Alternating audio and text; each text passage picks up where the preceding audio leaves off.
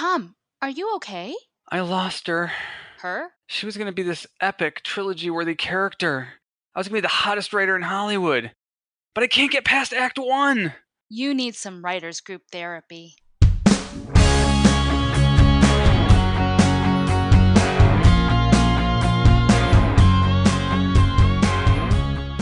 Hello and welcome to Writers Group Therapy.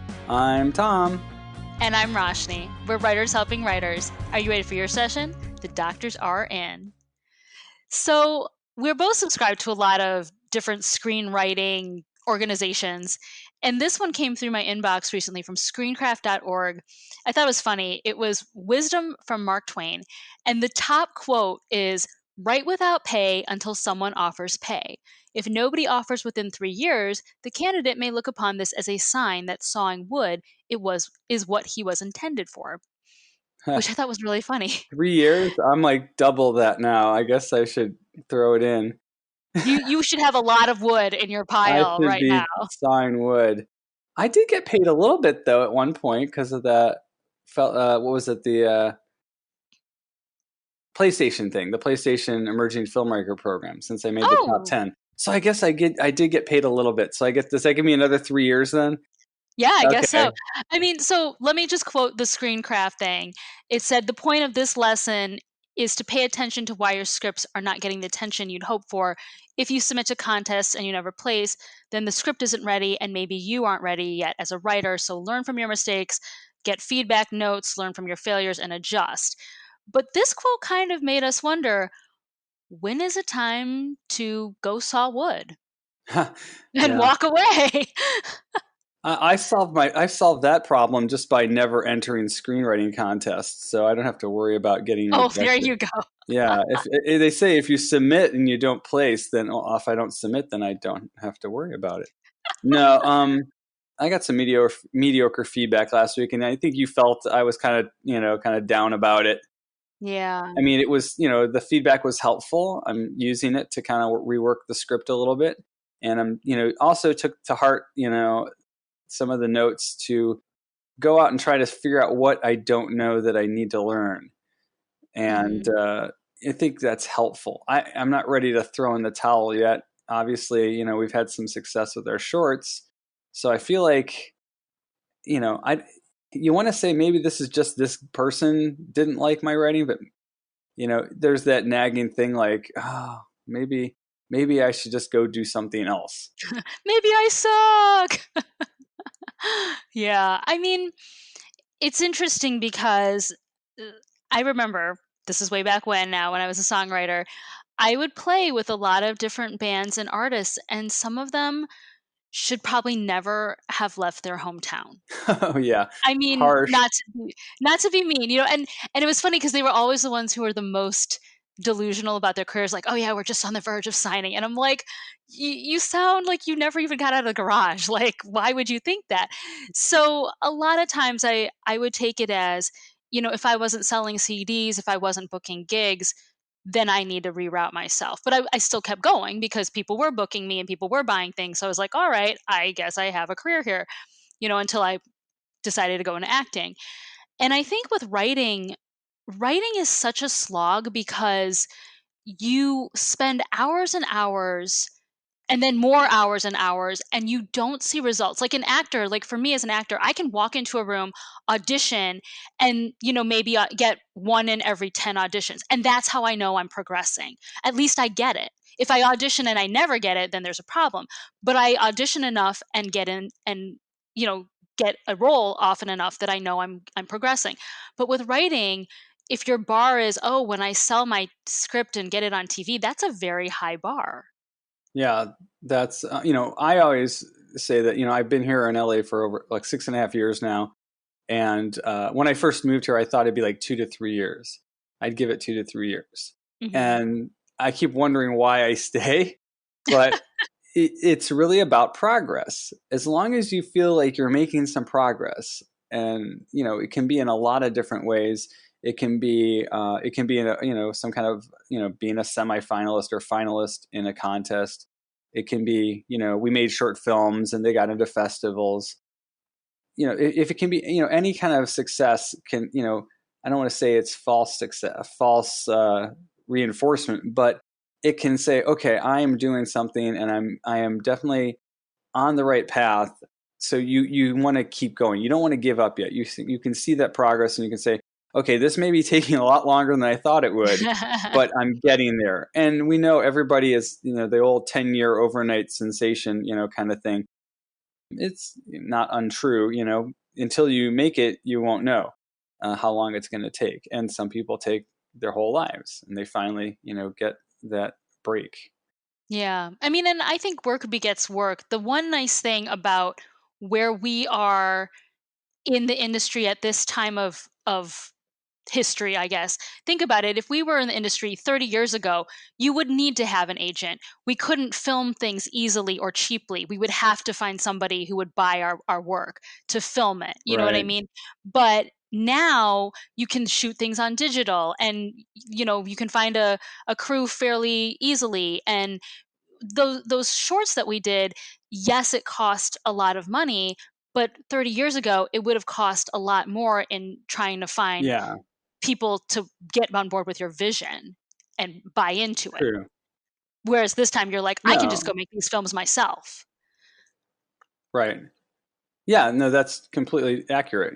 I would never have imagined making Reclamation and Synesthesia, you know, without today's technology. So Yeah. having done that, and having people, liked it and appreciated it, um, certainly gives you a little bit of, even when you get some bad feedback, at least you can say, okay, not everyone feels that way. Maybe this thing that I've just written is not my best. Maybe it's, maybe I didn't really spend the time on it I should have before I submitted it. And we've talked about when is a script ready before. Hmm. So maybe I jumped the gun. And now I'm on version 4 of that script now, and I'm rewriting it.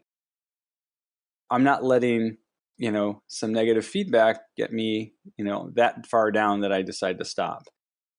It's interesting. I actually went to a Writers Guild dinner just recently, and the guest speaker, it was really interesting. He was talking about how he had written a bunch of scripts with a partner, and he ended up writing, I think, a spec script for The Simpsons. And even though he had like all these other scripts in his arsenal, he just like knew that that one was special and that would be the one that would get him in the door, and it was.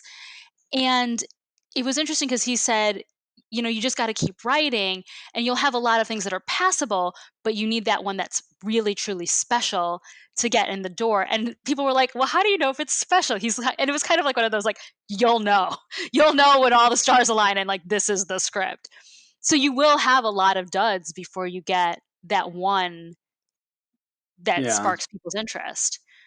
But you have to be willing to write all the duds to get that diamond.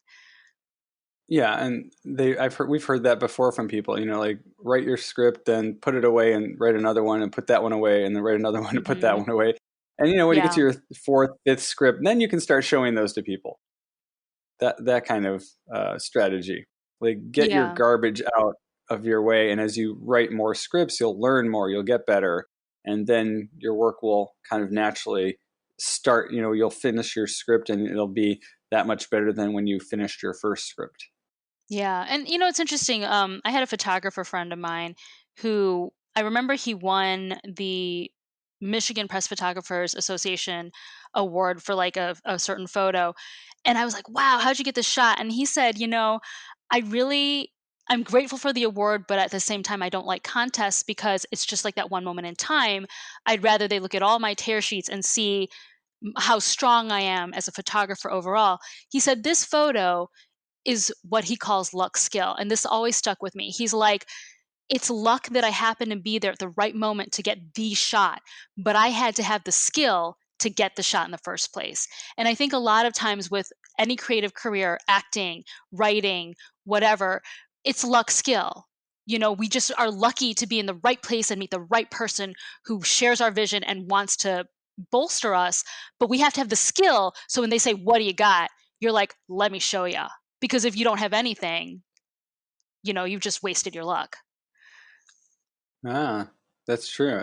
That's mind blowing there.